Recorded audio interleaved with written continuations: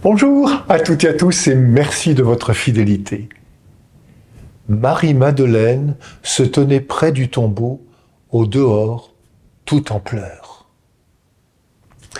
Celui qui va sortir Marie-Madeleine des ténèbres de son chagrin, celui qui va la sortir de la solitude de son deuil, celui qui va essuyer les larmes de son visage, c'est celui qui est sorti vainqueur du tombeau de la mort.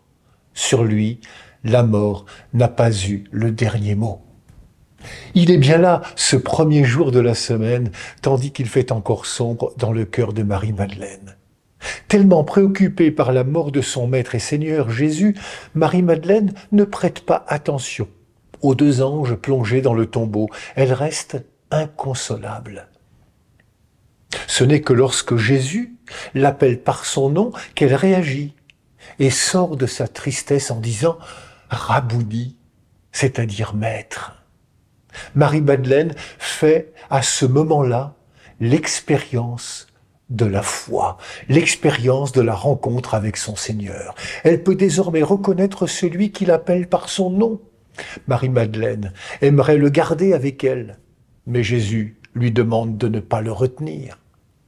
Il faut qu'elle apprenne à faire le deuil de la présence sensible du ressuscité pour le chercher, cette fois avec le regard de la foi.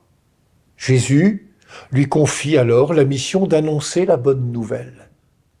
Transformée, c'est ce qu'elle s'empresse de faire en allant trouver les disciples. « J'ai vu le Seigneur » et elle raconta ce qu'il lui avait dit.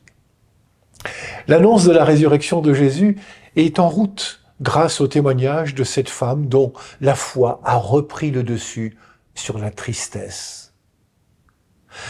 C'est cela la résurrection, la victoire de la vie sur la mort qui nous décentre de nous-mêmes pour nous ouvrir au monde pour la mission et le témoignage.